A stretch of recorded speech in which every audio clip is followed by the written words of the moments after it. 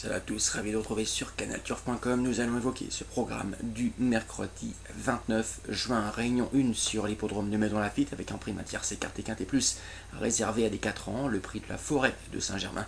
Nous évoquerons donc cette épreuve. Ensuite, je vous transmettrai mes informations concernant la réunion 2 sur l'hippodrome de Laval, une réunion exclusivement consacrée aux trotteurs. Concernant ce quintet, eh bien, sachez que j'ai placé en tête de ma sélection numéro 7 Issachar. Le pensionnaire d'Antoine de Vatrigan est en forme. D'ailleurs, il avait très bien tenu sa partie à Longchamp en début de mois. Une confirmation est logiquement attendue. Ensuite, le numéro 1, Paul Prince, le top weight. C'est vrai qu'il doit rendre du poids à l'ensemble de ses adversaires de jour, mais il avait très bien fini dans le prix André Carus le mois dernier à Longchamp. Une performance qui l'autorise ici à très bien faire et à viser les premières places. Le 3, Robin du Nord, présenté par Jean-Pierre Gauvin, lequel n'effectue certainement pas le déplacement du centre-est à des fins touristiques. Le cheval avait terminé 6ème dans l'épreuve où Issachar se classait 3ème. Sa chance théorique est évidente. Ensuite, le 5, c'est Yes I Do. Le cheval avait très bien couru pour se classer 3ème à Chantilly du prix des grandes écuries, une épreuve de même acabit. Une confirmation est attendue. Le 12, à savoir Yocastos, présenté par Carlos Lafont-Perias, monté Olivier Pellier. Le cheval possède également une belle carte à jouer. Sachez que le seul bémol réside dans le fait qu'il n'est pas paru en piste depuis le mois d'avril.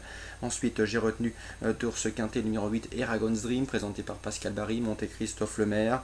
Le cheval avait bien couru dans la course référence disputée courant avril à Longchamp. Il s'y classait 3ème.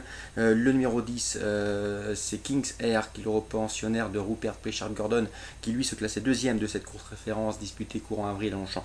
Et le numéro 4, Bell Outsider à mes yeux, c'est King's Diamond, le pensionnaire de David Smaga. Vaut mieux que ne l'indiquent ses derniers classements, à lui de le prouver. Un résumé chiffré pour ce quintet. Le 7, le 1, le 3, le 5, le 12, le 8, le 10 et le 4 pour les regrets. Et en cas de partant, le numéro 2, Dubai Smile, présenté par André Fabre. Cette pouliche débute dans les handicaps, difficile néanmoins de savoir si elle est prise à son juste poids.